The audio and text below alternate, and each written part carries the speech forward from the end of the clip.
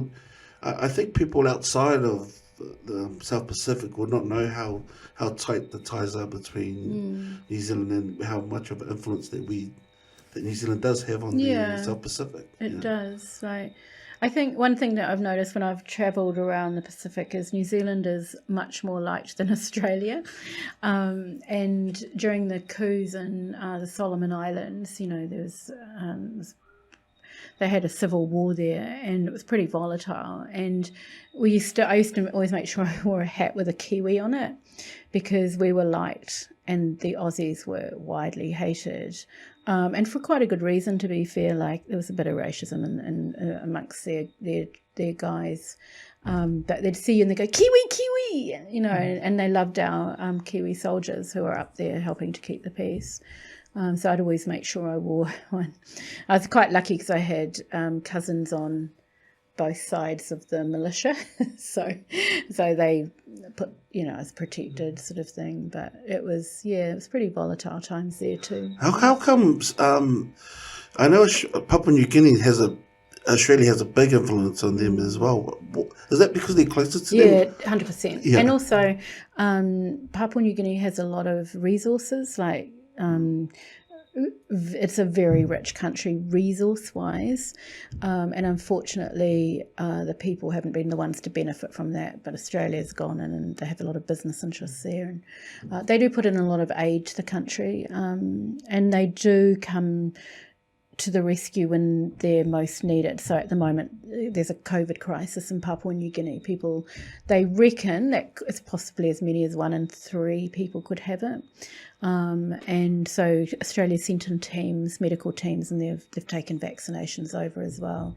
It's an absolute crisis there. It's really sad.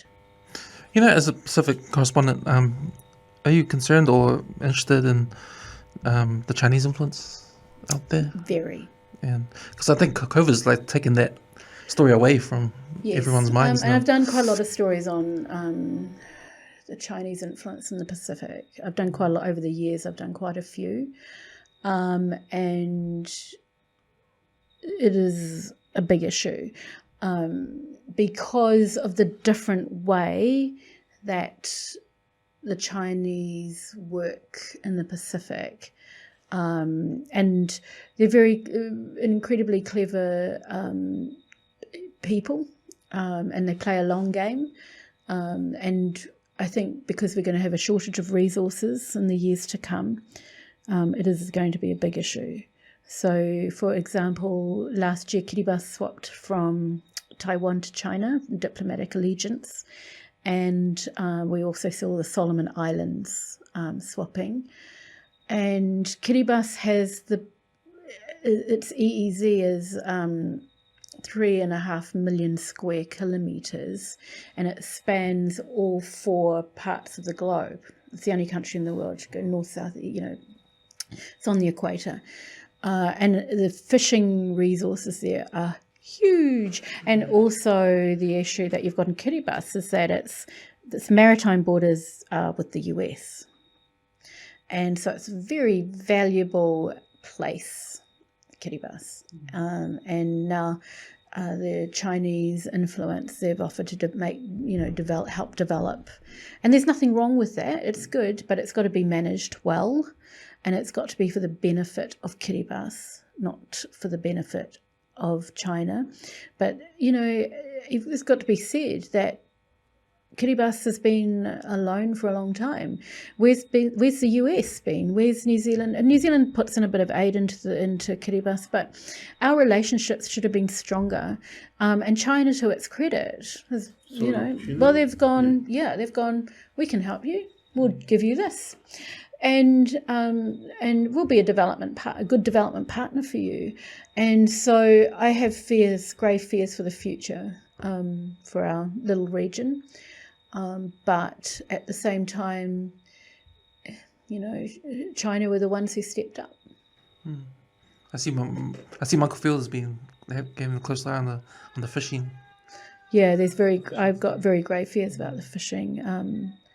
fishing situation. There's these big motherships that are parked outside, and they can have as many as 11, 12 in the one country, and then all the purse seiners come up and they feed in their fish into that mothership, and they go back out again, and our seas are getting stripped. And there's money being made from it, but it's just really got to be managed well. And the problem with COVID is that a lot of our waters aren't being monitored and surveillance, and a lot of those fishing boats are turning off the naughty ones are turning off. So, there's a lot happening in the Pacific, but I think we need to wise up. And I've got some pretty big concerns about what the future might hold. And the last thing we want is an issue like the South China Seas in our backyard. We don't want that. We do not want that. We do not want conflict in our backyard. We talk quite a bit about the influence that China has in Samoa. Every time I go back, although Samoa's got a flash new airport, and you see the new buildings and that. It's just a different type of aid. So New Zealand does more developmental aid, like put money into projects, as opposed to like farming projects or business or, stuff like that. Whereas China puts money into the big ticket items like a stadium, a police station, courthouse. Courthouse.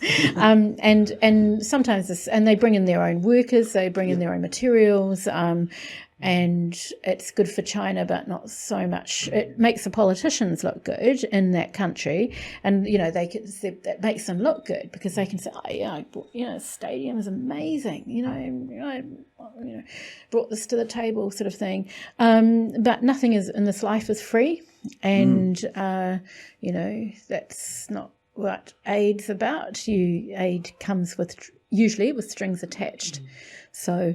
Yeah, I think there's a lot to be said. It'll be interesting to see what happens with the Samoan elections. If there's a new government, and the deal's still there for the Chinese. It doesn't change. No, I mean it's up to that country. It's up to the new government as to who they will support. You can only support one or the other. You can't support both. You do deals with one or you do deals with the other. Taiwan seems to focus more of its aid around agriculture, farming, sort of those. They're a bit more gentler, I suppose. Not, but yeah. Anyway, it's interesting times for the Pacific. Anyway, it's been lovely talking to you.